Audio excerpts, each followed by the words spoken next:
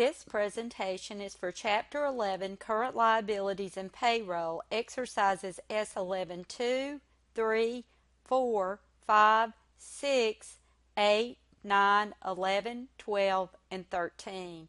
You should pause the presentation and complete these exercises and come back and check your answers. On July 5th, Williams Company recorded sales of merchandise inventory on account for $55,000. The sales were subject to a sales tax of 4%.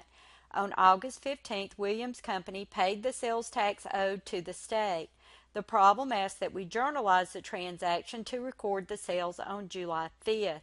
To record this entry, we would debit accounts receivable for $57,200, credit sales revenue for $55,000, and sales tax payable for $2,200, which is equal to $55,000 in sales times 4%, the sales tax rate. Next, the problem asks that we journalize the transaction to record the payment of sales tax to the state. To record this entry, we would debit sales tax payable for $2,200 and credit cash for the same amount.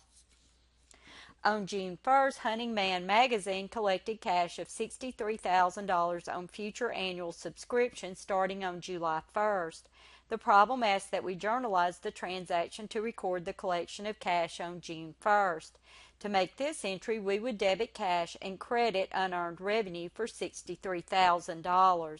To journalize the transactions required at December 31st, the magazine's year end, assuming no revenue earned has been recorded, we would debit unearned revenue for $31,500, which is half of the unearned revenue that has been earned since the subscriptions began on July 1st, and we would credit subscriptions revenue for the same amount. On December 31st, 2017, Franklin purchased $13,000 of merchandise inventory on a one-year 9% note payable. Franklin uses a perpetual inventory system. To journalize the company's purchase of merchandise inventory on December 31st, 2017, we would debit merchandise inventory for $13,000 and credit note payable for $13,000. Next, we will journalize the company's accrual of interest expense on June 30th, 2018, its fiscal year end. To make this entry, we will debit interest expense and credit interest payable for $585. This is equal to the $13,000 note principal times the 9% interest times 6 divided by 12, the interest period from the date of the note, December 31st, 2017, to June 30th, 2018. To journalize the company's payment of the note plus interest on December 31st, 2018, we would debit interest expense for $585, the interest accrued in 2017, note payable for $13,000, the principal amount of the note, and credit cash for the total $14,170. On January 1st, Irving Company purchased equipment of $280,000 with a long-term note payable. The debt is payable in annual installments of $56,000 due on December 31st of each year. At the date of purchase, how will Irving report the note payable? Irving will report $56,000 as the current portion of the note payable in the current liability section, since it will be due within the next year or operating cycle. The remainder of $224,000 will be shown as a note payable in the long-term liability section. Lucy Rose works at College of Fort Worth and is paid $12 per hour for a 40-hour work week and time and a half for hours above 40. The problem states to compute Rose's gross pay for working 60 hours during the first week of February. To compute gross pay, we will first determine her pay for the 40 regular hours, which is called straight time, and that amount is $480, which is equal to 40 hours times $12 per hour. The next computation is for the overtime pay of $360, equal to the remaining 20 hours worked at time and a half, or $18 per hour.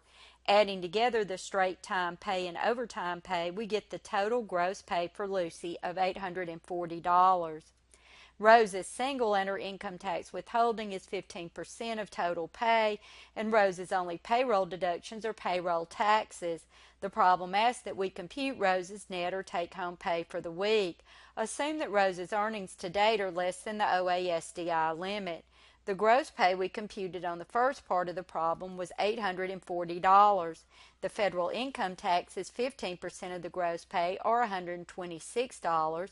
The employee OASDI is $52.08, which is 6.2% of the gross pay, and the employee Medicaid tax is $12.18, or 1.45% of the gross pay. The total withholding deductions is $190.26, and the net pay or take-home pay for Rose is $649.74, which is the difference between the gross pay and the total withholding deductions. Next, we will journalize the accrual of salaries and wages expense and the payment related to the employment of Lucy Rose. To make the entry to record the wages, we debit wages expense for the gross pay of $840, and we credit employee income taxes payable for $126, FICA OASDI taxes payable for $52.08, FICA Medicare taxes payable for $12.18, and we credit wages payable for the net pay of $649.74. When the wages are paid to Rose, we debit wages payable and credit cash for $649.74, her take-home pay. McIntosh Company has monthly salaries of $26,000. Assume McIntosh pays all the standard payroll taxes and no employees have reached the payroll tax limits. Total income tax withheld is $2,000, and the only payroll deductions are payroll taxes. We first journalize the accrual of the salaries expense for McIntosh Company. To make this entry, we would debit salaries expense for $26,000, which is the total monthly salaries. The individual taxes payable would be credited FICA OASDI for 6.2%, or $1,612, FICA Medicare for 1.45%, or $377, employee income taxes payable $2,000, and salaries payable for the net pay of $22,011. We will now record the entry for payroll taxes for McIntosh Company.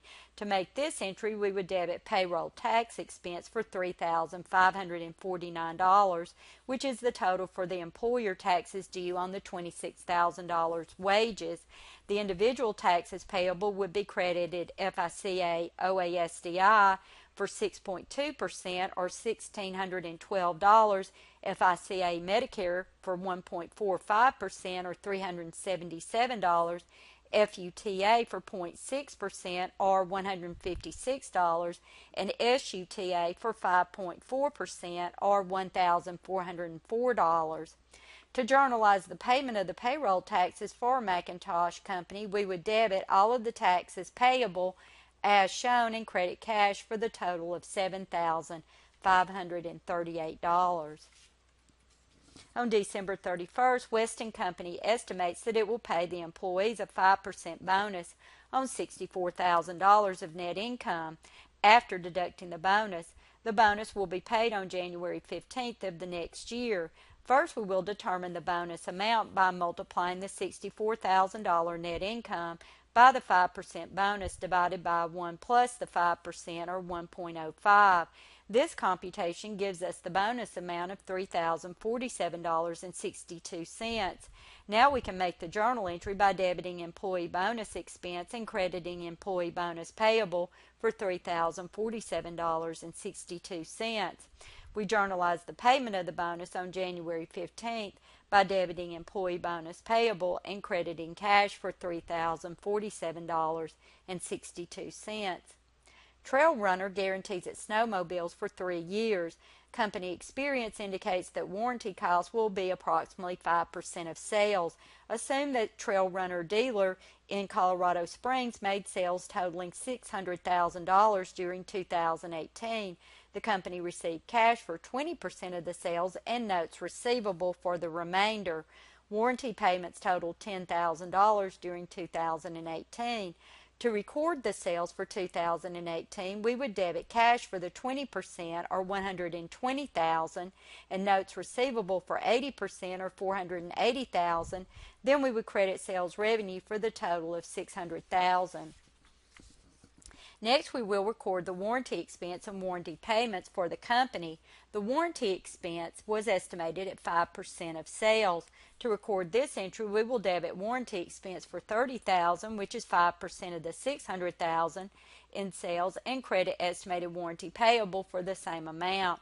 To record the payments made under the warranty, we would debit estimated warranty payable and credit cash for $10,000.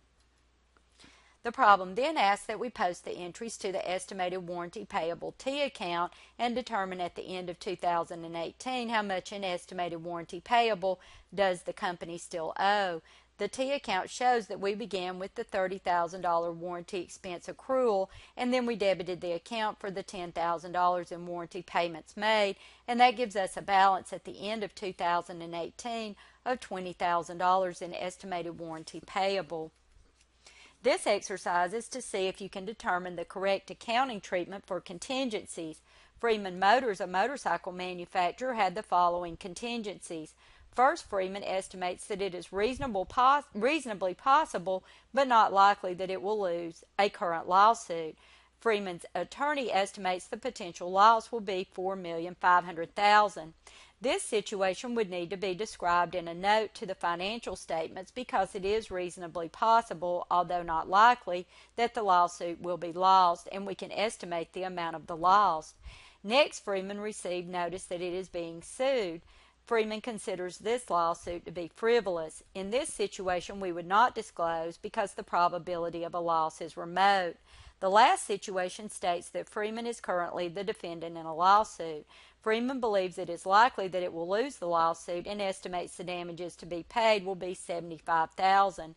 In this case, we would record an expense and a liability based on the estimated amounts because the loss is probable and we can reasonably estimate the amount of the loss. Abernathy Electronics reported the following amounts on its 2018 income statements as shown. The problem asks, what is Abernathy's times interest earned ratio for 2018? To determine this ratio, we take net income before interest and income tax expense and divide by the interest expense. The net income is $45,000, and we add back the income tax expense of $6,750 and the interest expense of $3,750 to get the times interest earned ratio of 14.8, which means that this company has earned enough net income before taxes and interest to pay the interest expense over 14 times. And this is the conclusion of the demonstration of the exercises for Chapter 11.